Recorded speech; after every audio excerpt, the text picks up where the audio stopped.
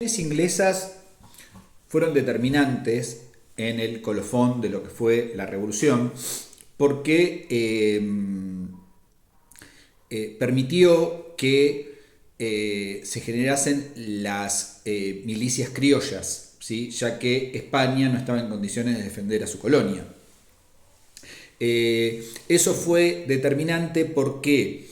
Porque a la postre iba a darle la potencia a la revolución para poder imponerse. Hay un dato importante que me interesa también destacar, es que Inglaterra hasta esos años, 1806, 1807 y 1808, tenía la firme intención de apoderarse del territorio del virreinato y sobre todo haciendo ese primer pie en la ciudad de Buenos Aires. Tal es así que había preparado su tercera invasión inglesa. Ya recordemos que la primera y la segunda cada vez fue con mayor intensidad, y también el militar a cargo de esa invasión cada vez fue un militar de mayor peso. Tal es así que en 1808 el militar designado para la invasión, para la tercera invasión, iba a ser el conde de Wellington. El conde de Wellington era el Messi de la Royal Navy. Era el que finalmente derrocó a Napoleón en Waterloo. O sea, y ahí iba a venir con 15.000 hombres. O sea, iba definitivamente a hacerse de la ciudad de Buenos Aires. Cosa que no ocurrió porque en 1808 Napoleón ya invade España, y entonces Inglaterra se convierte en aliada de España, y entonces tiene ese destino, esa fuerza y ese nuevo destino de función militar, el conde de Wellington. Entonces, lo que ocurre es que finalmente, en mayo, el 12 de mayo de 1810, Belgrano se entera porque llega un buque al puerto de Uruguay, y como Belgrano era uno de los que había estudiado en Europa, se entera de la caída de la Junta de Sevilla, que era el bastión de la defensa de Fernando VII. Entonces deciden interpelar al virrey Cisneros para que llame un cabildo abierto. Y acá nace el punto de lo que a mí me interesa que reflexionemos. Esos episodios de mayo tienen como casi final una primera junta que no es la que conocemos y la que nos enseñaron en el colegio, sino la que se terminó conformando el 24 de mayo.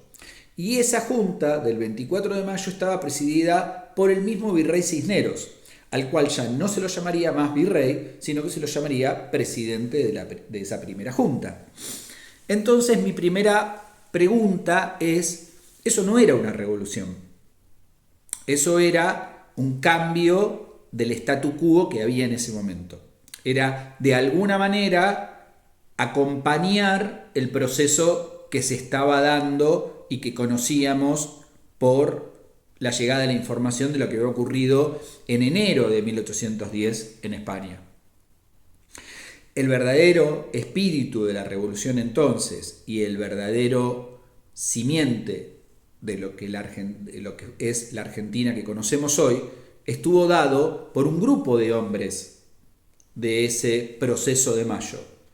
Ese grupo de hombres que algunos, quizás para mí, mal llamados girondinos de la revolución, porque se los asocia a los radicalizados de la Revolución Francesa, estaba integrado por Manuel Belgrano, Mariano Moreno, Bernardo de Monteagudo, Juan José Castelli y Juan José Paso. Y ellos son los que definen, mediante toda una estrategia. Castelli fue el orador para convencer de que esa junta no era la que tenía que ser el resultado de ese cabildo.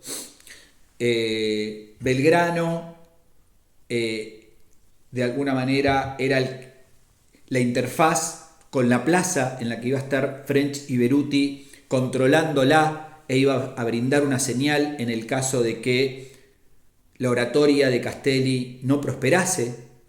Entonces, esa primera junta de gobierno puramente criolla, presidida por Cornelio Saavedra, que tenía otro espíritu, pero era el que estaba a cargo del regimiento de granaderos, o sea que estaba a cargo de la fuerza militar, fue el que generó la verdadera Revolución de Mayo. Revolución de Mayo que a mí me interesa recalcar también que ese espíritu de la revolución rápidamente empieza a desdibujarse. ¿Por qué? A mi criterio también, Moreno comete un error, que es cuando... voy para atrás. Revolución de Mayo, que rápidamente este grupo empieza a perder poder. Por caso, cuando esta revolución, que se circunscribe a la ciudad de Buenos Aires, se define la cuestión de propagarse, se envían misiones a Paraguay, a la banda oriental y al Alto Perú. Y el destino del Alto Perú, que era el destino más complejo, se lo define a Manuel Belgrano. Que Manuel Belgrano quizás era la mente más preclara de ese proceso. Quizás y claramente no había que darle un destino militar de tanta complejidad, seguramente. Ahí estamos entonces también en que quien los define ya de alguna manera se lo está queriendo sacar de encima. Después ocurre también otra cuestión, que es que Moreno, y a mi criterio también ahí hay una suerte de quizás error estratégico, es contrafáctico, pero quizás es así, que Moreno decide el fusilamiento de Santiago de Liniers, porque cuando se llega a Córdoba, Santiago de Liniers resiste la decisión de la Junta y de ese espíritu independentista que tenía este grupo. Lo que hace que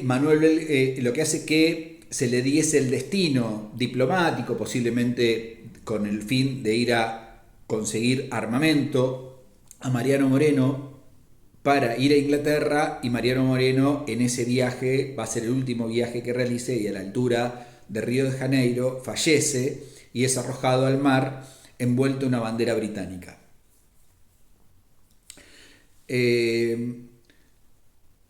Mi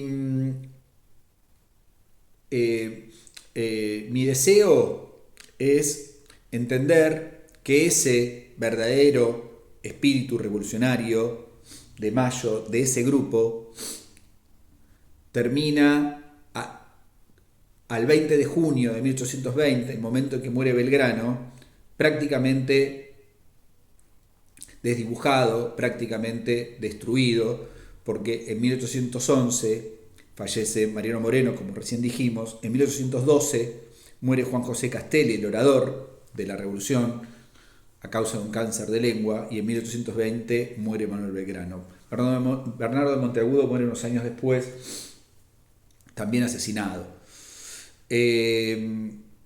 Entonces, mi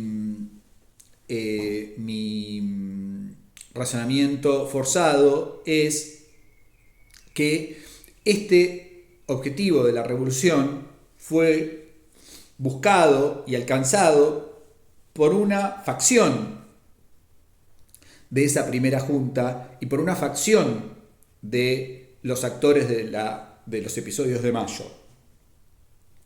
A mí me interesa vincularlos a que ese verdadero espíritu revolucionario estaba vinculado con los intereses populares y no con los intereses de un sector de la élite que buscaba resguardar sus intereses. Como buena parte de nosotros, los argentinos que buscamos y que conocemos y que se nos acerca ahora un nuevo aniversario de la Revolución de Mayo, entendemos claramente, muchos de nosotros, que ese verdadero espíritu revolucionario es con el que nos identificamos. Y ese, de alguna manera, ya ahí estaba, si se quiere, esbozada esa contradicción de quienes están a favor del pueblo, de los intereses populares, aún con sus errores, y quienes no. Mi pregunta, mi interpelación hacia todos nosotros es que muchas veces nos sucede que en el derrotero del tiempo, esa dicotomía que tantas veces se nos da, esa cuestión maniquea, binaria entre distintas facciones, nos cuesta mucho identificar quiénes son los que están a favor de los intereses populares y quiénes no. Y si nosotros nos identificamos con quienes están a favor de esos intereses populares, aún con sus errores, me parece que se nos va a dar mucho mejor poder